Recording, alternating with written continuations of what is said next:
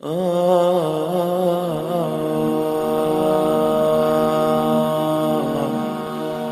باللہ من الشیطان الرجیم بسم اللہ الرحمن الرحیم وما تفرقوا الا من بعد ما جاءهم العلم بغیا بینہم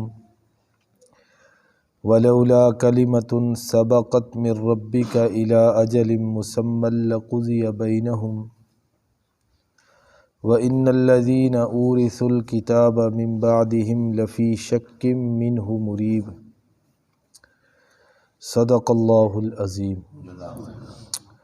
ذکر یہ چل رہا تھا کہ اللہ رب العزت نے ہمارے لیے وہی دین مقرر کیا ہے، اسی راستے کا تعین کیا ہے، جو دین، جو ملت حضرت ابراہیم علیہ السلام، حضرت نوح، حضرت موسیٰ، حضرت عیسیٰ علیہ السلام کو دی گئی۔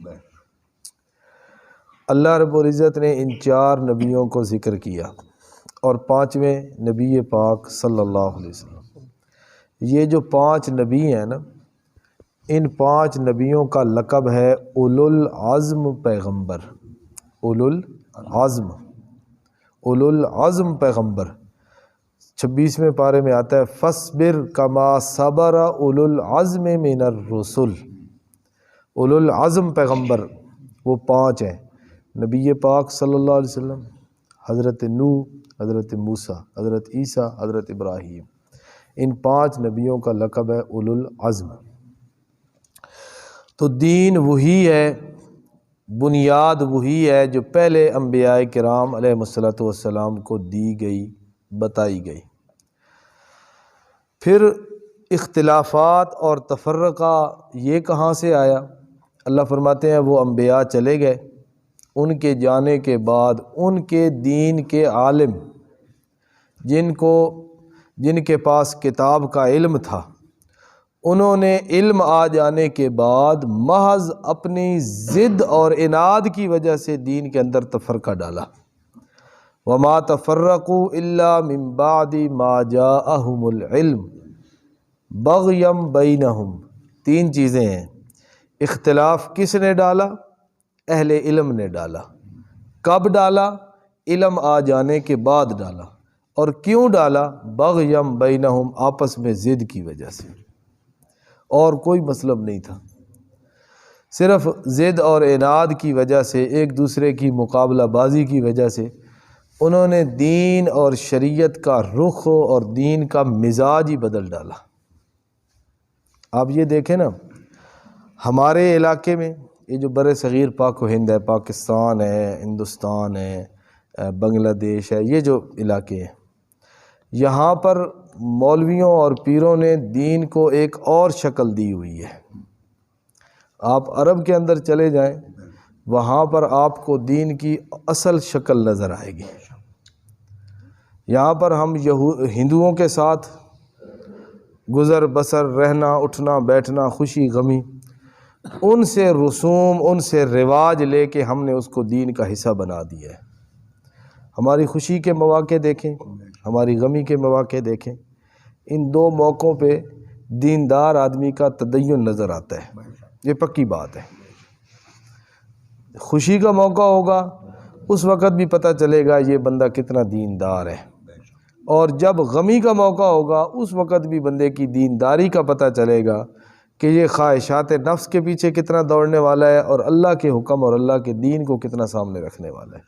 2 موقعوں پہ جو ہے نا انسان کا پتہ چلتا ہے، اور یہی دونوں موقع جو ہماری زندگیوں میں آتے ہیں، انہی دونوں موقعوں پر ہم نے غیر مسلموں سے، ہندوؤں سے، عیسائیوں سے، یہودیوں سے طریقے لے کے ان کے رسم و رواج کو اپنے اندر شامل کر کے، چلو بطور رسم کے شامل کرتے تو الگ بات ہے، پھر اس کے اوپر دین کا غلاف اور دین کا لیبل بھی مولویوں نے لگا دیا ہے، دین کا لیبل لگا دیا ہے پھر اس کے اوپر مولویوں نے۔ میں آپ کو ایک آسان سی مثال دیتا ہوں، ایک واقعہ بھی آپ کو سناتا ہوں اور ایک مثال بھی۔ مثال کے طور پر شریعت کے اندر حکم ہے انسان فوت ہو جائے، فوت ہو جانے کے بعد اس کی نماز جنازہ ہے، غسل، کفن، دفن، یہ ساری چیزیں ہیں۔ ایصال ثواب ہے، یہ ایک اہل سنت والجماعت کا ایک مسلمہ نظریہ ہے، مسلمہ مسئلہ ہے، ایصال ثواب۔ آپ اس کے لیے کوئی صدقہ جاریہ، کوئی اچھا کام کر دیں، اس کے لیے قرآن مجید پڑھیں، دعا کریں یا اللہ اس کا ثواب اس کو پہنچا دے، مالی طور پر، جانی طور پر، جس طرح بھی ہو آپ اس کے لیے دعا کریں، یہ ایک ایصال ثواب ہے۔ اب مولویوں نے اپنا پیٹ بھرنے کے لیے انہوں نے نکالا پھر تیجا، پھر جمعرات، پھر 10واں، پھر 40واں، پھر برسی۔ شریعت کے اندر ہے، نبی علیہ السلام نے فرمایا جو بندہ، مسلم شریف کے اندر بھی غالباً حدیث آتی ہے اور بخاری شریف میں بھی آتی ہے، نبی علیہ السلام نے فرمایا جو بندہ اللہ پر ایمان رکھتا ہے، قیامت کے دن پر ایمان رکھتا ہے، وہ میت پر 3 دن سے زیادہ سوگ نہ کرے۔ 3 دن کی اجازت دیتی ہے شریعت، 3 دن سے زیادہ سوگ کرنے کی اجازت نہیں ہے۔ اور صرف عورت کو حکم ہے کہ وہ 4 ماہ 10 دن عدت کے اندر گزارے، اس کے علاوہ سوگ کرنے کی یہ کہاں سے آ گئی؟ یہ جمعرات، یہ 10واں، یہ 40واں، اور پھر برسی، پھر اس کے بعد درمیان میں ایک اور چیز بھی ہے، پہلی عید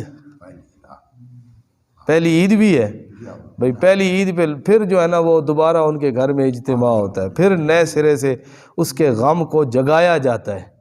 حالانکہ یہ 3 دن کی بھی جو اجازت ہے نا، یہ شریعت نے دی ہے تعزیت، آپ جائیں ان کو صبر کی تلقین کر، اللہ بھئی آپ کو صبر دے، بہت بڑا بوجھ اور صدمہ ہے، اللہ آپ کو یہ صدمہ گزارنے کی توفیق دے، اور اللہ تعالیٰ جو آپ کا چلا گیا اللہ تعالیٰ اس کی مغفرت فرمائے۔ بس شریعت نے یہ دی ہے، یہ نہیں ہے کہ جو ہے نا پھر جمعرات آ گئی، پھر مہینہ آ گیا، پھر سال آ گیا، پھر عید آ گئی، پھر دوبارہ جا کے ان کے زخموں کو تازہ کرنا، پھر جا کر ان کے غم کو بڑھانا۔ اچھا، پھر مولویوں نے اس کے اوپر پھر ایک لگائی لیبل دین کا، اس کے اوپر پھر لگایا لیبل کس کا؟ دین کا۔ کسی نے کہا جی یہ کل خوانی ہے۔ آج تک پہلے ہم سنتے تھے رسم کل خوانی، رسم کل پہلے اس طرح اعلان ہوتا تھا، ہمیں بھی یاد ہے۔ اچھا، پھر کل خوانی، پھر کچھ ایسے انہوں نے کہا نہیں ہم نا کل خوانی نہیں کرواتے، ہم قرآن خوانی کرواتے ہیں۔ بھائی کل قرآن کا ہی حصہ ہے نا، جو 4 صورتیں ہیں، قل یا ایھا الکافرون ہے، قل ھو اللہ احد ہے، قل اعوذ برب الفلق ہے، یہ بھی تو قرآن کا ہی حصہ ہے۔ اگر یوں لوگوں کو اکٹھا کر کے، اجتماع کر کے یہ قل خوانی یہ اگر ناجائز ہے، بدعت ہے، تو یہ قرآن خوانی لوگوں کو اکٹھا کر کے اس نام پر جمع کرنا، یہ کہاں سے پھر جائز ہو جائے گا؟ یہ کہاں سے اسلام کا تصور ہو جائے گا؟ پھر مولویوں نے کہا بھائی تیسرے دن، دوسرے دن جمعرات، یہ پھر جو کلخانی ہوگی نا اس پہ جو ہے نا تم نے فلاں چیز تیار کرنی ہے، چاول بنانے ہیں، حلوہ بنانا ہے، پھر مولوی صاحب کے کپڑے بھی ہیں، جوتے بھی ہیں، مٹھائی بھی ہے، یہ ساری چیزیں ہیں، پھر وہ ساری چیزیں اس کے سامنے رکھی جاتی ہیں، پھر وہ بیٹھ کے پڑھتا ہے۔ اب جو ہے نا یہ ایصال ثواب ہو رہا ہے۔ شریعت کے اندر یہ کہاں سے ثابت ہے؟ یہ چیزیں یہ ناجائز ہے۔ شریعت حدیث کی کتابیں پڑھی ہیں اور فقہا نے قرآن و حدیث سے مسائل کو استنباط کر کے نکال کے فقہ کی کتابوں کی شکل کے اندر مسائل لکھ دیے ہیں۔ آپ فقہ کی کوئی کتاب اٹھائیں نا، اس کی ابتدا ہو رہی ہوگی کتاب الطہارت سے، کہ انسان نے پاک کیسے ہونا ہے، پاک وہاں سے لے کر طہارت کے بعد نماز ہے، نماز کے بعد روزہ ہے، روزے کے بعد حج ہے، زکوٰۃ ہے۔ اچھا، اس کے بعد پھر کتاب البیوع شروع ہو جائے گا، یہ خرید و فروخت، معاملات۔ پھر اس کے بعد جو ہے نا شروع ہو جائیں گے باقی مسائل، اس کے زراعت کے، تجارت کے سارے مسائل، حتیٰ کہ پھر وہ جو فقہ کی کتاب ہوگی وہ انتہا آئے گی، اس کے اندر کتاب الجہاد بھی آ جائے گا، جہاد کے مسائل۔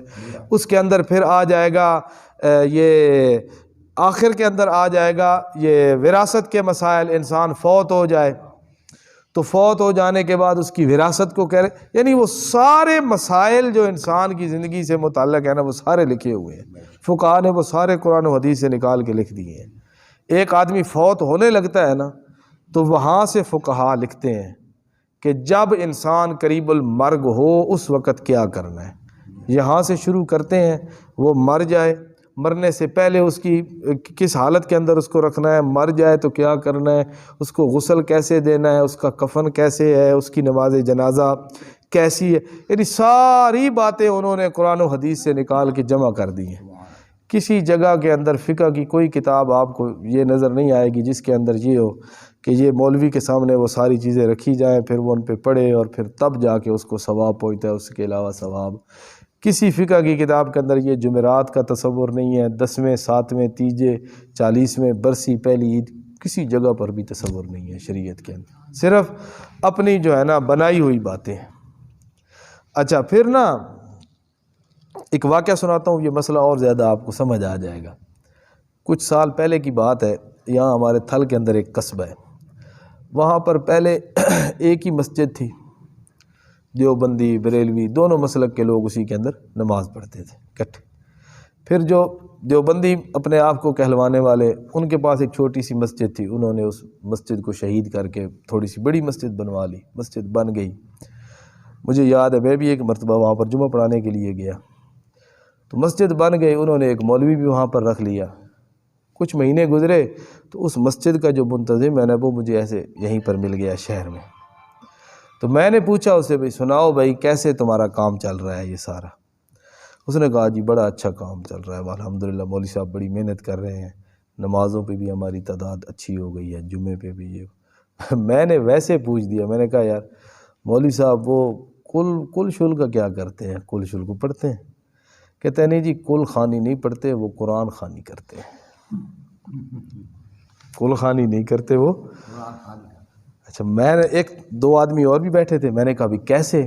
اس نے کہا جی ہم اس طرح کرتے ہیں، اعلان کر دیتے ہیں بھی مولوی صاحب آئیں گے، مولوی صاحب بیان کریں گے۔ اچھا مولوی صاحب جو ہے نا بیان کرتے ہیں جی، تو وہ جو ہے نا وہ کپڑے مٹھائی فروٹ یہ وہ سارا ہم جو ہے نا وہ نہیں کرتے، بس صرف مولوی صاحب تقریر کرتے ہیں، دعا کر کے جو ہے نا بات ختم کر دیتے۔ میں نے کہا یار تم نے نا مولوی کا بڑا نقصان کیا ہے، بڑا نقصان کیا ہے۔ جو کل خوانی کرتے ہیں اور سامنے کھانے پینے کی چیزیں، پیسہ مٹھائی چاول کپڑے جوتے، اپنے بھی گھر والوں کے بھی بچوں کے بھی، جس کو وہ ملتے ہیں نا وہ مولوی ہے صرف آخرت کے خسارے والا، اس کو تو صرف خسارہ کس میں ہے؟ آخرت میں۔ اور جو مولوی اس کے بغیر یہ کرتا ہے نا وہ خسرت دنیا والآخرہ، وہ دنیا کے اعتبار سے بھی خسارے میں ہے اور آخرت کے اعتبار سے بھی خسارے۔ اس نے کہا جی کیسے؟ میں نے کہا بھی دیکھو چور چوری کرتا ہے، جرم ہے چوری کرنا، گناہ ہے، لیکن دنیاوی فائدہ تو ہے نا، مال آ گیا۔ قرآن میں آتا نہیں ہے اس کے بارے میں یسألونک عن الخمر والمیسر، اے میرے پیغمبر آپ سے سوال کرتے ہیں آ کے شراب کے بارے میں اور جوئے کے بارے میں، قل فیہما اسم کبیر، اے میرے پیغمبر بتا دیجیے اس کے اندر گناہ بڑا ہے، ومنافع للناس، اور لوگوں کے لیے نفع بھی ہے، لیکن واسمہما اکبر من نفعہما، اس کا گناہ اس کے نفع سے زیادہ ہے۔ یعنی بظاہر نفع تو ہے نا، ایک آدمی نے کوئی چیز 10 روپے کی لاٹری لی، اس کی لاکھ روپے کی، بظاہر دنیاوی نفع تو ہے نا۔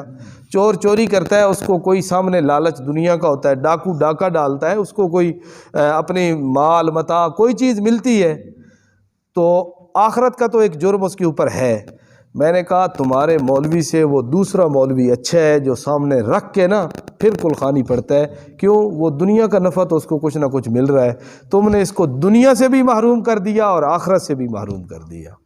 یہ ایک نیا طریقہ نکلا ہے۔ اور بہرحال اللہ فرماتے ہیں وَمَا تَفَرَّقُوا إِلَّا مِن بَعْدِ مَا جَاءَهُمُ الْعِلْمُ بَغْيًا بَيْنَهُمْ، اختلاف کنہوں نے ڈالا؟ اہل علم نے ڈالا۔ کب ڈالا؟ علم آ جانے کے بعد ڈالا۔ اور کیوں ڈالا؟ بغیم بینہم، صرف اپنے درمیان ضد اور عناد اور اناع کی وجہ سے۔ تو اللہ تعالیٰ کی طرف سے پکڑ کیوں نہیں آئی ان اختلاف ڈالنے والوں پر؟ اللہ فرماتے ہیں وَلَوْلَا كَلِمَةٌ سَبَقَتْ مِن رَبِّكَ إِلَىٰ أَجَلٍ مُّسَمًّى لَقُضِيَ بَيْنَهُمْ، رب نے پہلے ایک فیصلہ کر دیا ہے، ہر ایک کے لیے اس کی پکڑ کا، اس کے انجام کا اللہ نے ایک وقت مقرر کر دیا ہے۔ اگر وہ فیصلہ نہ ہوتا نا اللہ کی طرف سے تو جیسے ہی انسان گناہ کرتا جرم کرتا اللہ تعالیٰ فوراً پکڑ لیتے، یہ بھی اللہ کی رحمت ہے۔ تو اللہ رب العزت نے اس وقت کے آنے سے پہلے پہلے ان کے اوپر پکڑ کو اور انجام کو مؤخر کرتے ہیں۔ باقی جن لوگوں کو کتاب کا علم دیا گیا وہ خود اس کام کے اندر شک کے اندر پڑے ہوئے ہیں، جو انہوں نے طریقے اور کام جاری کیے ہیں خود اس معاملے کے اندر شک و شبہ کے اندر پڑے ہوئے ہیں۔